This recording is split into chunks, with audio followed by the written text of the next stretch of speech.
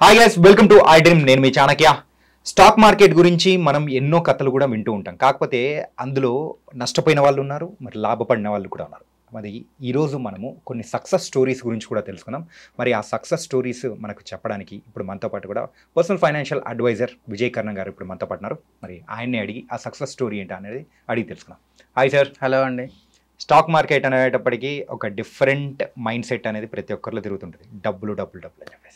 So అందులో నష్టపోయిన వాళ్ళు ఎంతమంది ఉంటాయి, లాభపడిన వాళ్ళు కూడా అంతమంది ఉంటారు. సో ఇప్పుడు మీ దగ్గర నుంచి మీరు చూసిన ఒక సక్సెస్ స్టోరీ ఏదైనా ఒకటి చెప్పండి. షూర్ అండి. అంటే ఇప్పుడు నష్టపోయిన వాళ్ళు లాభపోయిన వాళ్ళు అని మనం కంపారిజన్ ఎప్పుడైనా చూస్తే, ₹1 నష్టపోయినోడు 100 మందికి ఎక్కువ మందికి చెప్తాడు, కానీ ₹100 లాభపడ్డోడు ఒకరు కూడా చెప్పరు. ఎందుకంటే చెప్తే దాని రియాక్షన్ ఎలా ఉంటుందో అనేసి అందరికీ క్వశ్చన్ మార్క్స్ ఉంటాయి. సో అందుకే నెగిటివిటీ అనేది ఎక్కువ స్ప్రెడ్ అవుతుందండి ఎక్కడైనా సరే. ఇది మనం సక్సెస్ ఏమంత డబ్బులు వచ్చింది అని అంటే బిజినెస్ అయినా సరే, జాబ్లో అయినా సరే, ఇన్వెస్ట్మెంట్స్లో అయినా సరే. ఇప్పుడు రియల్ ఎస్టేట్లో ఇన్వెస్ట్ చేసి ఇంత అయ్యింది అని తర్వాత తెలుస్తుంది, కానీ అప్పుడు ఇన్వెస్ట్ చేసి ఆ ప్లాట్ తీసుకున్నారని ముందు ఎవరు చెప్పరు మనకి. So same thing stock market కానీ, మ్యూచువల్ ఫండ్స్ కానీ, అట్లా కూడా ఇది కూడా అంతే. ఇన్వెస్ట్ చేస్తున్నప్పుడు ఎవరు చెప్పరు, దాని అవుట్పుట్ ఎలా ఉందో దాని ప్రకారం బయటికి రావాలా రావద్దా అనేది ఉంటుంది. లాభపడితే ఎవరికి చెప్పరు, నష్టపోతే మాత్రం 10 మందికి చెప్తారు. నేను ఇక్కడ ఇంత నష్టపోయినా ఇంత నష్టపోయినా అని చెప్తాము. అందరం అట్లాగే చేస్తాం. సో ఈరోజు one of the best experience అండి రీసెంట్ టైమ్స్లో, లాస్ట్ 3 monthsలో అయిన బెస్ట్ ఎక్స్పీరియన్స్ ఇది నాకు. ఒక రిటైర్డ్ కపుల్ అండి, గవర్నమెంట్ ఎంప్లాయీస్, ఇద్దరు రిటైర్డ్, హస్బెండ్ అండ్ వైఫ్. వాళ్ళ పిల్లలు కూడా అబ్రాడ్లో సెటిల్ అయ్యారు. సో వాళ్ళకి ఇప్పుడు ఏం రెస్పాన్సిబిలిటీస్ ఏం లేవు. So they are happy. అంటే వాళ్ళకు వచ్చిన శాలరీకి దే ఆర్ లైఫ్ స్టైల్ ఏదైతే లీడ్ చేస్తున్నారో దే ఆర్ హ్యాపీ. కానీ వాళ్ళకు కార్పస్ కానీ వాళ్ళకున్న సేవింగ్స్ మొత్తం ఒక 1 CR వరకు ఉన్నాయి. సో వాళ్ళ ప్లాన్ ఏంటి అంటే, వాళ్ళు ఇప్పటి వరకు రియల్ ఎస్టేట్ ఏమంటారు ప్లాట్స్, రెంటల్ ప్లాట్స్ అట్లాంటి వాటి మీద ఎక్కువ అవేర్నెస్ ఉందన్నమాట వాళ్ళకి.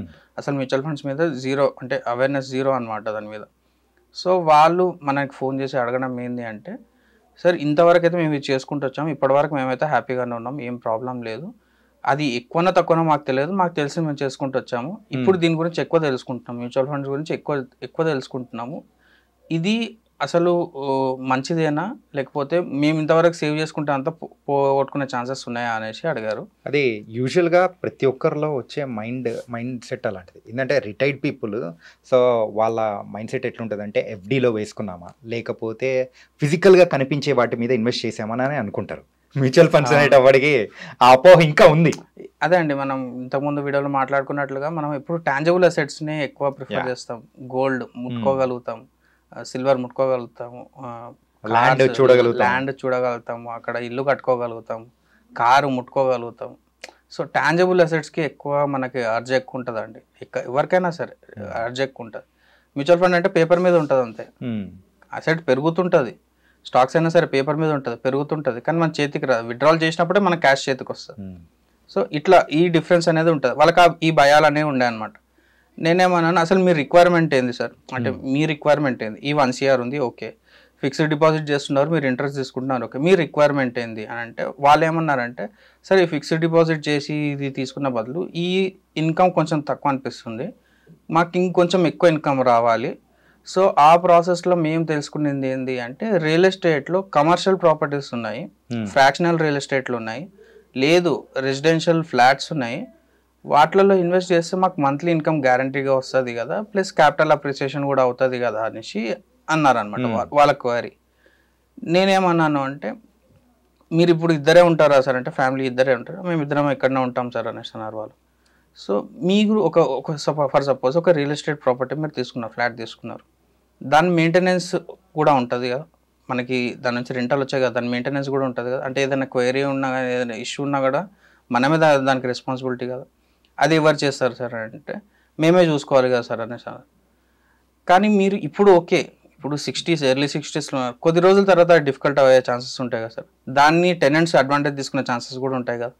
సో ఈ అనాలిసిస్ అనేది మనం ఒకసారి దిగిన తర్వాత తెలుస్తుంది, ముందు తెలియదు. సో మీకు రిక్వైర్మెంట్ ఏంది, ఫిక్స్డ్ డిపాజిట్ అంటే ఎక్కువ రిటర్న్స్ రావాలి, అది first thing. Second thing, real estate ఏమంటారు మనకి రెంటల్ ప్రాపర్టీ, ఎందుకంటే అది కూడా అది పెట్టిన ఇన్వెస్ట్మెంట్ కూడా ఇంక్రీజ్ అవుతుంది అనే ఒక ఆశ. సో మీ రిక్వైర్మెంట్ మంత్లీ ఇన్కమ్ రావాలి, అట్ ద సేమ్ టైం ఆ పెట్టిన ఇన్వెస్ట్మెంట్ కూడా పెరగాలి. సార్ రెండు మీరు దీంట్లో చేసుకోవచ్చు, మ్యూచువల్ ఫండ్లో చేసుకోవచ్చు అని అంటే, సార్ వద్దు సార్ మ్యూచువల్ ఫండ్స్ వద్దు, వేరే ఏమైనా ఆప్షన్ ఉంటే చెప్పండి అనేసి అన్నారు. ఎందుకు సార్ వాళ్ళ టెన్షన్ అంటే ఇప్పుడు నేను ఆ జనరేషన్లో నేను కూడా అట్లాగే ఫీల్ అవుతానండి. ఎందుకంటే నా వే అంటే ఆ జనరేషన్లో ఉన్నప్పుడు మన వే ఆఫ్ కల్చర్ కానీ మన వే ఆఫ్ అప్బ్రింగింగ్ కానీ మనం ఎట్లా పెరిగాము అంటే మనకి చుట్టుపక్కల ఉన్న నాలెడ్జ్ ప్రకారం అవే బెటర్, రియల్ ఎస్టేట్ ఇవే బెటర్ అనుకుంటాం కాబట్టి అదే అట్లా ఆ మైండ్ సెట్లోనే ఉంటాం మనం. సో వాళ్ళు అన్నట్లు తప్పు లేదు. నేనేమన్నాను అంటే సార్ మ్యూచువల్ ఫండ్స్ అంటే ఖచ్చితంగా అన్ని స్టాక్ మార్కెట్లోకి వెళ్ళిపోవు, మొత్తం మీరు పెట్టిన ఇన్వెస్ట్మెంట్ మొత్తం స్టాక్ మార్కెట్లోకి వెళ్ళిపోవు. దాంట్లో రకరకాలు ఉన్నాయి సార్. దాంట్లో దగ్గర ఒక 3000 మ్యూచువల్ ఫండ్స్ ఉన్నాయి, 44 కంపెనీస్ ఉన్నాయి, different types of 15+ varieties of mutual funds ఉన్నాయి. మీకు రిస్క్ అవసరం లేదు. నేను రిస్కీ ఫండ్స్ చెప్పాను మీకు, నార్మల్ది తీసుకుందామని అంటే సార్ ఓకే సార్ మీరు అంటున్నారు కాబట్టి చేద్దాము, కాకపోతే నేను మొత్తం కంప్లీట్ క్యాపిటల్ పెట్టదలుచుకోలేదు, నేను ఫస్ట్ దీని గురించి తెలుసుకోవాలి, నేను ఫిజికల్గా నేను దీన్ని చూడాలి, చూసిన తర్వాత నేను ముందరికి వెళ్తాను అనేసి అన్నారు. సరే సార్ అని చెప్పేసి ఒక 10 lakhsతో వాళ్ళు స్టార్ట్ చేసుకున్నారు. స్టార్ట్ చేసుకుంటే వాళ్ళు అసలు ఫస్ట్ నమ్మలేదు ఇంత రిటర్న్స్ మనం తీసుకోవచ్చా అంటే, రెంటల్ ప్రాపర్టీస్లో ఎంత వస్తున్నాయో అంతే రిటర్న్స్ మనం దీనిలోకి తీసుకోవచ్చా అని వాళ్ళు నమ్మలేదు. మనం ఏం చేసాము, రెగ్యులర్ మనం చేసి బోరింగ్ కాన్సెప్ట్ SWP పెట్టాము. అన్ని వీడియోస్లో మాట్లాడి SWP పెట్టాము, అసెట్ అలొకేషన్ క్లియర్గా చేసుకున్నాము, మార్కెట్ డౌన్ఫాల్ అయినా వీళ్ళ క్యాపిటల్ ఎఫెక్ట్ కాకుండా చూసుకున్నాము, డెట్లో కొంచెం ఈక్విటీలో కొంచెం STPలు చేయడం, SW అన్ని కంప్లీట్ అనాలిసిస్ చేసినాం. వాళ్ళు తీసుకున్న క్యాపిటల్ 10 lakhs అయినా సరే మనం ప్లానింగ్ 1 CRకి చేసుకొని దాంట్లో 10 lakhs మాత్రమే ఫ్రంట్ ఎండ్లో పెట్టుకొని ప్లానింగ్ చేసి ఇచ్చాము మనం. ఓకే, సో దట్ వాళ్ళకి ఏంటంటే రేపు పొద్దున క్యాపిటల్ పెరిగినా కూడా ఈ అసెట్ అలొకేషన్ డిస్టర్బ్ కావద్దు అనమాట. సో అట్లా చేసి ఇచ్చాం. 3 months చూసారు, టెన్షన్గా వాళ్ళకి ఎంత క్యాపిటల్ అంటే 1 CRకి ఎంతైతే అమౌంట్ రావాలో రెంటల్లో 10 lakhsకి అదే ఈక్వేషన్లో అంటే 1 CRకి సేమ్ రేషియో, మ్యాథమెటికల్గా మాట్లాడితే సేమ్ రేషియో, 1 CRకి 70,000, 10 lakhsకి 7,000. టెన్షన్గా ఎవ్రీ మంత్ 5th SWP పెట్టడం 5th పడిపోతుంది వాళ్ళు.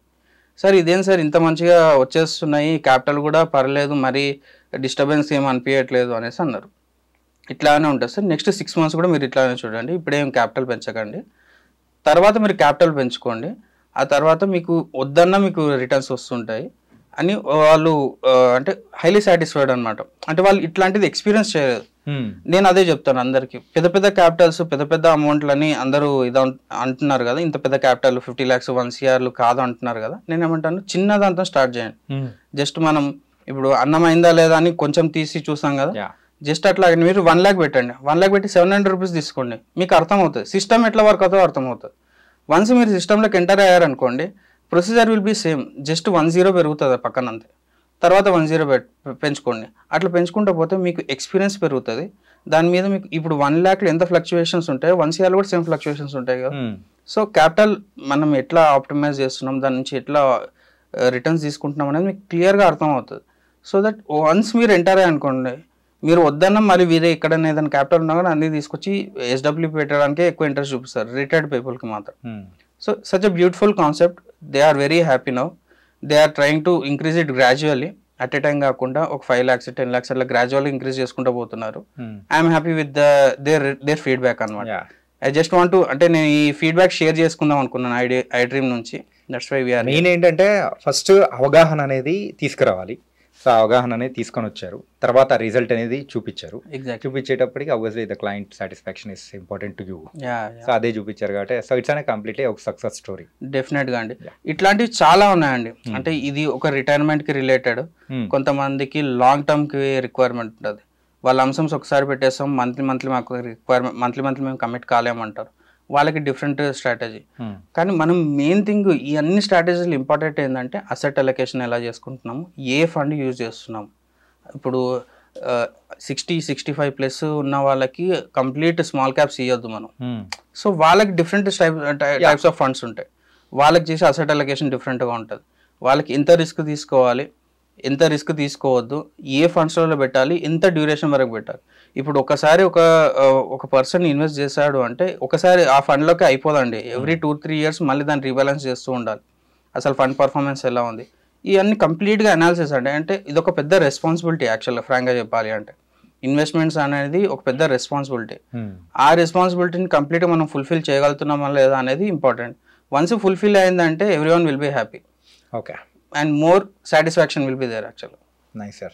అండ్ ఈ సక్సెస్ స్టోరీని కూడా చాలా చక్కగా వివరించారు. సో ఇలాంటి బోల్డ్ అన్ని కూడా ఉన్నాయి కాబట్టి ఇంకా in coming episodes we can see అనే మోర్ సక్సెస్. డెఫినెట్గా. సో థ్యాంక్ యూ విజయ్ గారు. థ్యాంక్ యూ అండి. రిటైర్ అయిన పీపుల్ సో వాళ్ళ ఇన్వెస్ట్మెంట్స్ అనేది కూడా ఎలా ఉండాలి ఏంటి అనేది సో ఒక పర్సనల్ లైఫ్లో ఒక సక్సెస్ స్టోరీగా కూడా విజయ్ కర్ణ గారు చాలా చక్కగా వివరించారు. మరో ఇంటర్వ్యూతో మళ్ళీ కలుద్దాం. అంతవరకు take care. This is your Chanakya.